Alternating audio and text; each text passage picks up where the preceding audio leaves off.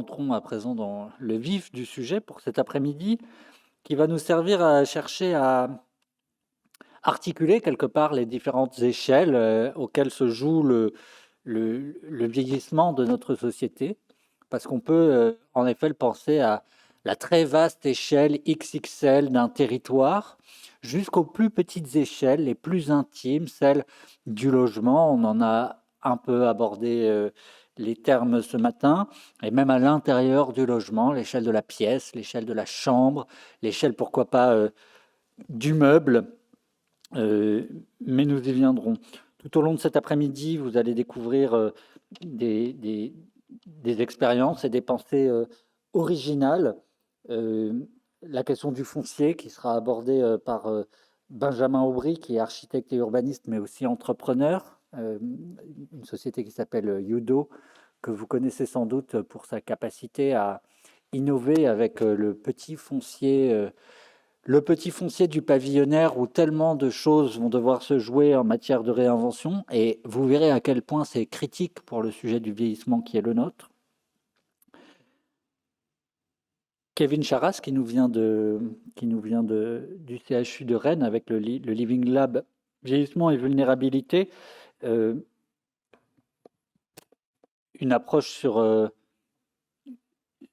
certaines de ces maladies neurodégénératives, par exemple, mais plus largement la question de la vulnérabilité, des travaux de recherche importants aussi dont vous nous direz un mot tout à l'heure, Kevin Charras. Nous serons rejoints en visio depuis Reims par Marc Thomas, qui dirige l'ORPA, qui est l'Office des seniors du Grand Reims, là aussi pour raisonner à l'échelle d'un territoire, à l'échelle des politiques publiques.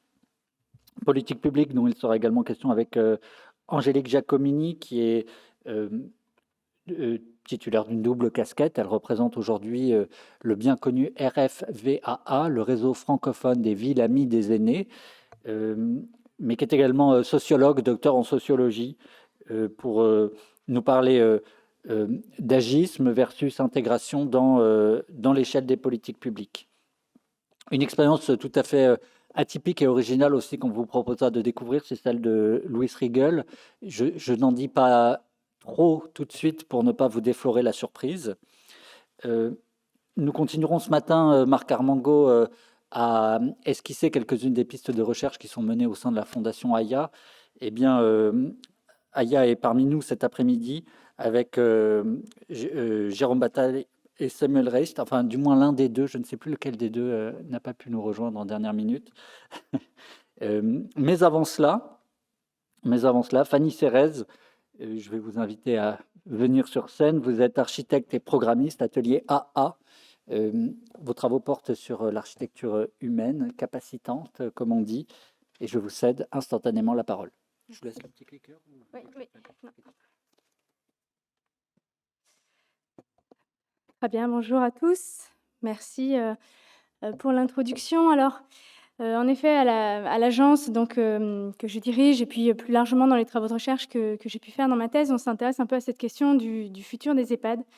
Et on a un point, et je pense que d'habitude, on apporte plutôt des réponses, mais là, vous allez voir que ces derniers temps nous ont posé beaucoup plus de questions, et c'est ces questions-là que j'avais envie de partager avec vous, d'où le titre de mon intervention, Le futur des EHPAD, la grande remise en question. Et donc, cette remise en question, elle est d'abord aussi personnelle en tant qu'architecte dans tout ça. Donc, vous avez sans doute vu ou entendu parler, il y a beaucoup de choses qui sortent. En tout cas, je pense que la crise sanitaire a accéléré la prise de conscience de tout un secteur, avec de nombreuses orientations qui ont été publiées pour transformer l'EHPAD, et parmi lesquelles celle publiée par le think tank Matière Grise, qui a fait l'objet d'une très large concertation auprès de nombreux professionnels du secteur en juin dernier. Et puis vous voyez donc qu'est-ce qui ressort, quelque chose qu'on pourrait qualifier autour de la logique domiciliaire, c'est-à-dire sortons un peu de cette logique de soins pour entrer dans une logique qui soit plus proche du logement, de l'habiter, et pour redonner du pouvoir d'agir aux personnes. Donc il y a des choses qui touchent directement la question de l'accompagnement, et puis d'autres la question de l'architecture. Ce rapport est librement téléchargeable. Et c'est assez intéressant de voir finalement un peu ces différentes choses autour de comment on va pouvoir créer du choix, comment est-ce qu'on va révolutionner un peu les formes architecturales, et comment est-ce qu'on va être capable d'ouvrir ces établissements, des choses qui ont été déjà beaucoup dites finalement. Et jusque-là, on pourrait se dire, tout ça, ça pourrait ressembler à des vœux pieux. En tout cas, c'est des vœux qu'on entend depuis très longtemps. si l'État n'avait pas sorti un peu les grands moyens avec ce fameux Ségur de la santé. On en a beaucoup entendu parler pour l'augmentation de salaire qui a été fait aux soignants. Une partie qui est un petit peu moins connue et qui est pourtant sans doute celle qui va permettre une accélération de cette transformation, c'est les fonds qui ont été dédiés à l'investissement, avec sur les 19 milliards d'euros du plan, 1,5 milliard dédiés à la reconstruction, rénovation des EHPAD. Alors c'est sûr que si on saupoudre tout ça sur les 8000 établissements qui existent, ça ne fait pas beaucoup, mais l'idée c'est plutôt d'aller initier une transformation.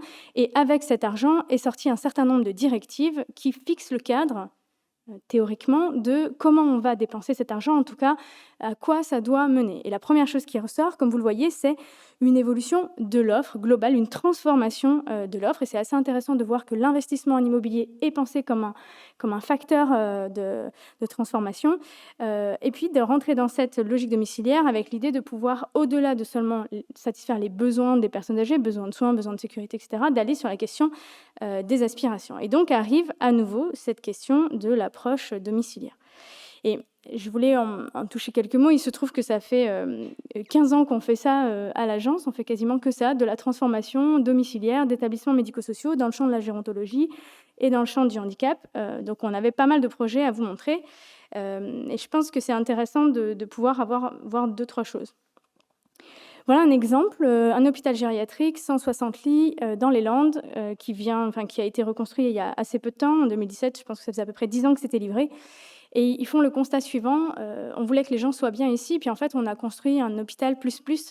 Et donc, ils ont répondu dans le cadre de l'appel à projet de la Fondation de France Humanisation des soins sur l'idée de on va transformer l'espace pour que les gens se sentent chez eux. Et c'est comme ça qu'ils nous consultent, avec l'idée de nous donner une mission d'éco, entre guillemets, pour rendre cet univers que vous voyez pas très comme à la maison, un petit peu différent.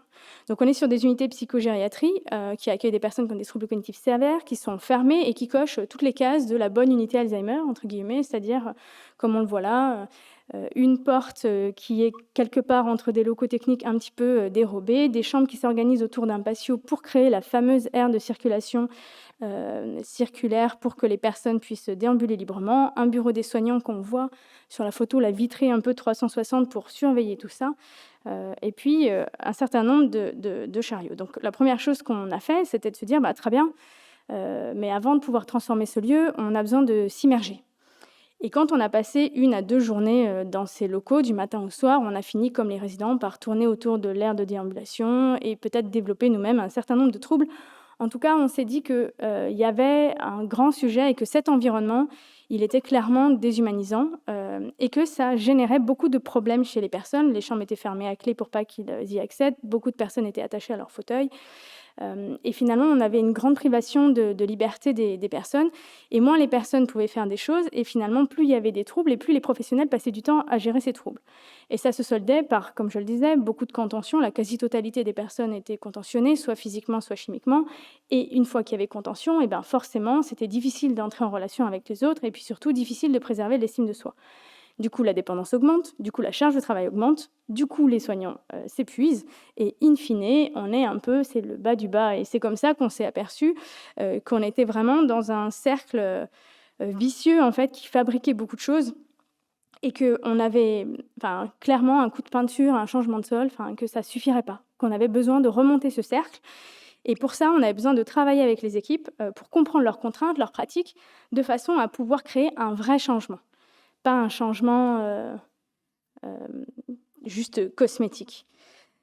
Alors au final, après 23 réunions, et je tiens à ces 23 réunions, 50 000 € et quelques mois de travaux, on a pu transformer ces unités. Et la première chose qu'on a fait, c'était de commencer par recréer, déjà que quand on rentre pas de manière confidentielle, mais que comme à la maison, on rentre d'abord sur des espaces plus publics pour respecter la progression du public à l'intime. Alors au début, les soignants ne voulaient pas du tout faire ça, parce qu'ils disent, oui, mais si vous créez des espaces de vie proches de la porte, dès que la porte serait ouverte, hop, ils vont s'enfuir. Et vous voyez ici, là sur la photo, donc ça c'est après livraison, cette dame qui tricote en face de la porte, qui surveille en effet qui rentre et sort, mais qui ne se rue pas dehors forcément. Donc on a transformé, et vous voyez là cette salle de restauration qu'une personne disait, un résident disait, ça c'est le réfectoire. On l'a transformé avant-après, et c'est intéressant de voir la différence et à quoi ça tient. Et finalement c'est assez peu de choses. Vous avez vu qu'est-ce qu'on a fait? On a changé le sol, on a gardé les pieds des tables, mais vous voyez, on a changé le plateau pour mettre du vrai bois, on a réouvert la cuisine, on a mis la lumière, des choses très, très simples, in fine. Et puis, on a pu travailler autour de ces questions d'éclairage, de pouvoir réfléchir à comment, par des différentes textures, on pourrait créer du repérage sans badigeonner tout de signalétique. Et in fine, c'était assez intéressant quand on est retourné faire l'immersion de voir cette dame. En tout cas, on s'est dit qu'elle devait se sentir en sécurité pour pouvoir faire la sieste comme ça. Et clairement, là, je vous parlais de question d'espace, mais dans cette unité, il y avait 9 chariots. Donc on s'est dit, on peut faire les choses les plus jolies du monde, mais s'ils continuent à envahir tout leur espace avec leurs chariots, ça ne sera pas forcément très, très chouette. Et donc, par rapport à ça, on a travaillé avec eux sur dire, est-ce qu'on ne peut pas stocker toutes ces choses dont vous avez besoin de telle sorte à les faire rendre invisibles, en tout cas, je ne sais pas chez vous, mais chez moi, je n'ai pas un chariot pour le ménage, le linge, etc. Donc on a travaillé, et là, on parle d'espace, et comme vous le voyez, on parle aussi de pratique. Alors on se dit, c'est super, et les gens nous disent, c'est très beau, et puis depuis qu'on a fait tout ça, et aussi parce qu'on a beaucoup travaillé autour des pratiques, en fait les résidents ont beaucoup moins de troubles, ils participent, ils sont beaucoup mieux, et c'est vrai que quand on y est retourné, on avait vu qu'ils avaient diminué de près de 3/4 la contention, donc c'était vraiment intéressant. Et puis les professionnels aussi nous ont dit, finalement, nous aussi, on est bien dans ces environnements qui sont plus beaux. Et puis, en fait, on a plus de temps qu'avant, alors qu'en fait, ils ont beaucoup plus de choses à faire. Je ne sais pas si vous avez vu et si vous imaginez que faire la poussière dans les environnements après aménagement, ça demandait quand même beaucoup plus de travail qu'au début où il y avait presque rien. Et donc, il y a cette idée de dire, super, allons-y, sans reconstruire des établissements, on est capable de transformer avec peu de moyens des choses qui existent. Sauf que, on y est retourné et on s'y est immergé à nouveau. Et là, qu'est-ce qu'on observe? On observe des soignants qui remettent d'autres chariots pour refermer la cuisine, pour s'assurer que les résidents n'y entrent pas. On observe d'autres auxiliaires de vie qui demandent aux personnes avec beaucoup d'injonctions, asseyez-vous là, ne faites pas ça, madame machin, ne touchez pas à ça, laissez-moi faire, je vais vous apporter. Donc en fait, une espèce de mise à disposition. On observe que la vaisselle en plastique gériatrique, que je nomme moi pédiatrique, revient très très vite. Et puis quand on écoute des résidents, donc là il y avait une buanderie, on se dit c'est super, cette dame, elle étend le linge. Et quand je discute avec elle, je lui dis: «Est-ce que alors, vous étendez le linge, tout ça?» Et elle finit par me dire: «Bah oui, vous savez, moi ici, je suis chez des amies, alors, elles ont beaucoup de travail, donc je les aide un peu». Et là, cette question du qui est chez qui, ou de faire en sorte, parce que l'idée, rappelez-vous, hein, c'était de se dire comment faire pour que ces gens se sentent davantage chez eux. Ils sont chez quelqu'un, clairement, mais toujours pas, chez eux. Et en tout cas, d'une certaine manière, ça fait longtemps qu'on travaille autour de comment on peut faire pour recréer des environnements domestiques dans des lieux qui, par définition, ne le sont pas. Et les travaux qu'on avait pu mener par rapport à ça nous permettaient de comprendre que la maison, c'est d'abord un rapport d'échelle, comme on l'a dit. Je ne sais pas chez vous, mais par exemple, chez moi, je n'ai pas 80 mètres entre ma chambre et ma salle à manger. Il n'y a pas 14 lustres dans ma salle à manger, ni 7 tables et 20 chaises. Voilà. Donc, il y a un rapport d'échelle dans un environnement domestique. On peut maîtriser, on est à l'échelle du corps. Il y a une question d'image. Et là encore, je ne sais pas chez vous, mais chez moi, je n'ai pas de fauteuil gériatrique. J'achète pas mon mobilier chez Manutan. Et donc, il y a tout ce qu'on voit, tous ces mobiliers, et d'ailleurs tout ce que vous avez pu voir dans la transformation qu'on a fait, sont des mobiliers qu'on a achetés dans des magasins ordinaires, tout en allant chercher des caractéristiques de mobilier adapté. Et puis, il y a toute la question de l'ambiance, l'odeur, ce qu'on entend, ce qu'on sent, toutes ces choses en fait qui mobilisent et qui nous permettent de comprendre qu'on est dans un environnement. Mais dans ce cas précis, on a coché les 3 premières cases, mais la question des usages domestiques, c'est-à-dire la possibilité pour les personnes d'y faire ce qu'elles faisaient comme avant, mettre la table, se servir un café, accéder à la cuisine, ça, on n'y est pas arrivé, clairement, quand bien même on a créé tous les supports pour. Et après ça, cette journée d'immersion, moi je suis sortie, c'était il y a quelques mois, un peu totalement ébranlée dans mes convictions, et à me dire, finalement, maintenant qu'on a fait ça et puis que les gens sont bien, qu'ils ont moins de troubles, est-ce que finalement notre intervention, elle n'a pas contribué à rendre tolérable ce qui est absolument insupportable, d'être enfermé avec d'autres vieux et des soignants au bout du couloir. Et ça m'a... Je me suis demandé en fait sur le plan éthique si on pouvait faire ça, et si finalement cette question du comme à la maison, puisque là c'est exactement ce qui a été fait, est-ce que c'est suffisant? Est-ce que finalement, par cette action, on n'avait pas contribué à maintenir ce système qu'on critiquait beaucoup, qui est de dire: «Faisons un petit environnement clos et puis, par la décoration, essayons de rendre cette chose un petit peu plus ordinaire». Et je montre souvent dans d'autres conférences, ces 2 images d'un établissement qui a reconstitué la place du village en peignant les plafonds au ciel et en créant des fausses devantures de commerce, ou ces ascenseurs qui ont disparu derrière des trompe-l'œil d'ascenseurs. Ça, c'est des choses sur lesquelles on s'est dit, mais est-ce que vraiment on veut faire ça? Et finalement, d'une certaine manière, je me suis dit, est-ce qu'on n'est pas en train de faire, est-ce qu'on n'a pas fait ces 15 dernières années du domestic washing de ces structures-là? Et finalement, la question que je me suis dit, c'est est-ce qu'en tant qu'architecte, on avait un pouvoir de faire autre chose que du décor? Et finalement, on va être capable de créer un changement qui doit être culturel auprès des professionnels, des pratiques, pour qu'on ne se limite pas à faire croire, à faire semblant, à faire comme à la maison. Donc là encore, je le disais, c'est assez intéressant cette question du comme à la maison, et je pense que Kevin en parlera un peu.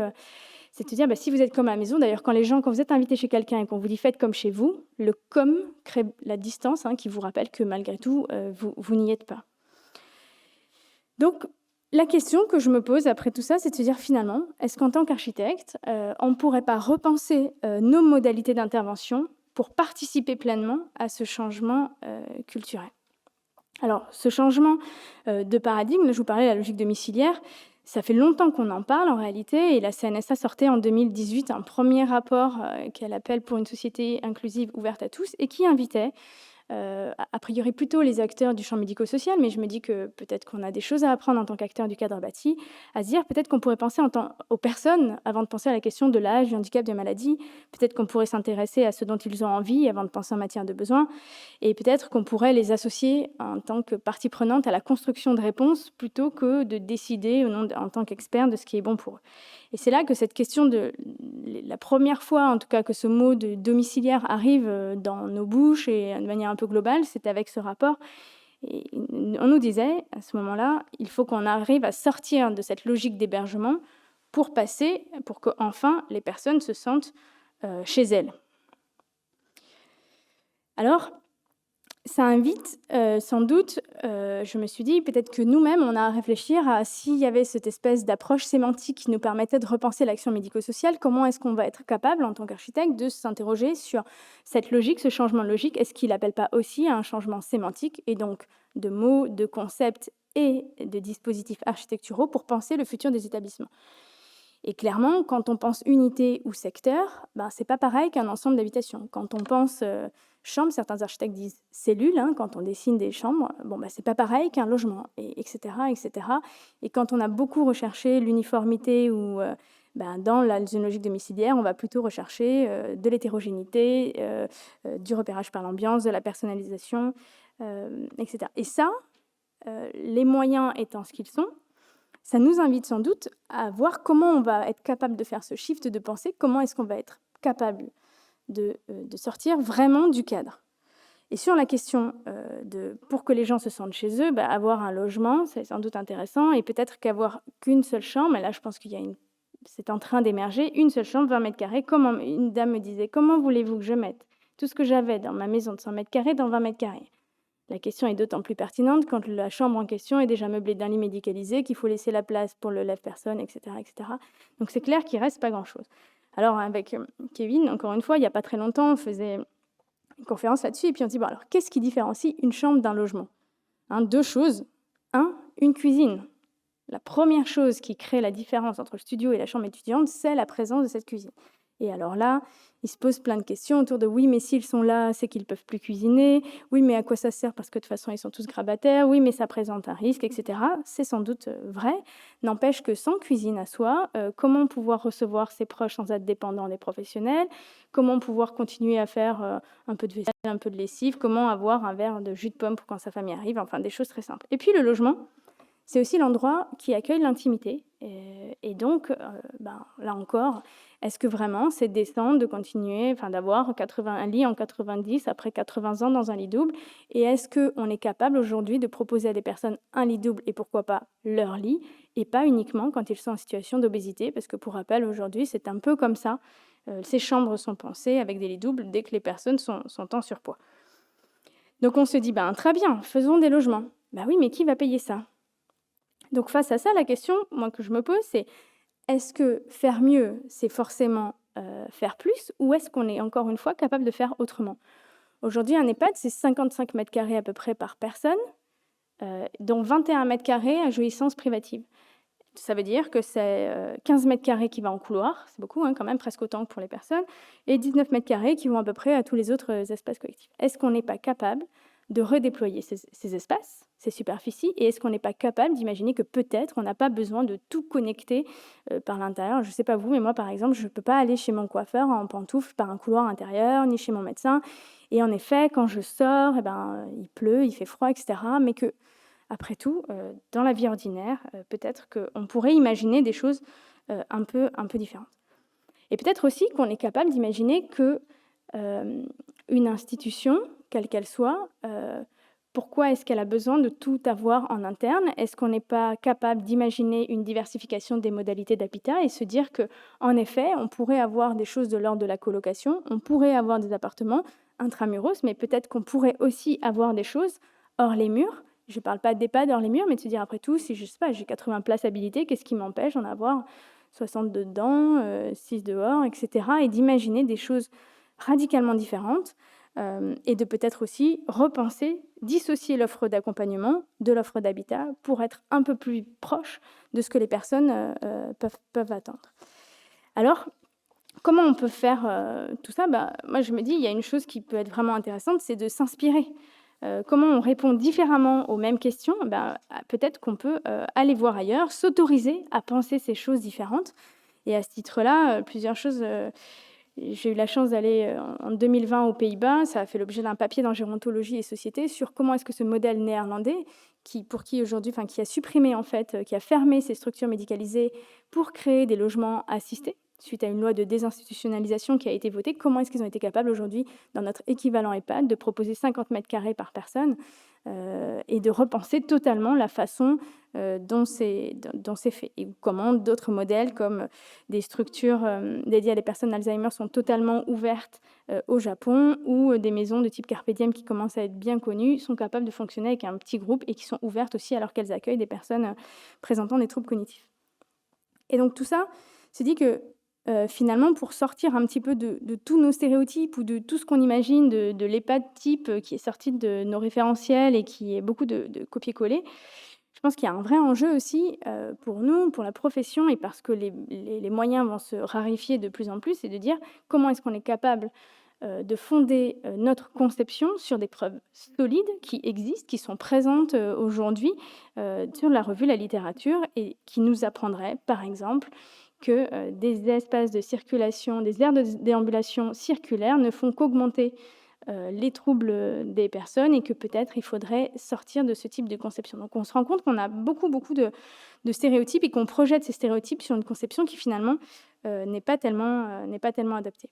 Alors je vous prie de m'excuser pour la très longue liste de questions, mais moi je me disais que peut-être il faut qu'on commence par se poser les bonnes questions avant d'apporter des réponses de type capacitaire, fonctionnel et technique. Alors votre EHPAD, combien de lits, combien de mètres carrés, et puis le pôle soin, on le met où, et te dire, non, si on repartait vraiment à la base de la question, si on reprenait tout le diagnostic de qu'est-ce qui fait qu'aujourd'hui, les gens ne veulent pas aller vivre en EHPAD, les professionnels ne veulent pas aller y travailler, qu'est-ce qui fait que vous et moi, jamais de la vie, tant qu'on a le choix, on n'irait pas? Si on reprend la liste des problèmes, qui est listée ici, et si on s'interroge sur comment faire pour passer au-delà de ces problèmes, alors on serait peut-être capable, finalement, de comprendre que architecture et accompagnement sont des choses qui sont totalement indissociables dans l'expérience qu'a une personne qui est à l'intérieur. Et que si c'est ça, on doit pouvoir co-construire de manière simultanée ces choses-là. Et que peut-être la culture qui est très en silo d'un côté des professionnels de l'accompagnement, d'un côté des architectes, même la méthode, même les process même de production du cadre bâti, en fait, qui segmentent la réflexion un par un, nous empêche totalement de décloisonner et de s'autoriser à aller plus loin, et qu'on pourrait tout à fait, moi je pense qu'on a à gagner à travailler avec des designers, à travailler avec des gens en sciences humaines et sociales, en tout cas c'est ce qu'on fait à l'agence, pour utiliser, profiter des projets d'aménagement pour réinterroger les professionnels sur leurs pratiques et entrer dans une démarche qui est à la fois interactive et itérative pour qu'in fine, il y ait un vrai changement pour les personnes. Parce que c'est quand même ça qu'on vise. Je vous montrais les images tout à l'heure. Alors oui, c'est beau sur notre site, c'est chouette. Mais in fine, pourquoi on fait ça? Pour que les gens soient mieux quand même. Alors ils sont mieux, mais ils ne sont toujours pas chez eux. Alors je ne suis toujours pas satisfaite. Ceci étant dit, on publie beaucoup sur tout ça. Donc là, je vous livre mes doutes et mes questions du jour. Mais si ça vous intéresse, vous pouvez télécharger ou aller voir un peu toutes les choses dont je vous ai parlé là. Tout ça est très, très documenté parce qu'on publie beaucoup sur notre site. Et on tient un petit blog qui s'appelle Un monde à part, chronique de l'absurdité institutionnelle, sur lequel on partage tous les lundis des paroles vues et entendues lors de nos immersions en établissement et qui nous permettent peut-être de toucher d'un peu plus près l'expérience des personnes pour aller un peu plus loin. Je vous remercie. Merci infiniment, Fanny Cérès. On vous retrouve tout à l'heure pour notre temps d'échange. C'est vrai que c'est primordial aussi, comme vous le disiez, d'être au plus près des personnes et de parler aussi de choses extrêmement concrètes et prosaïques qui font la domesticité.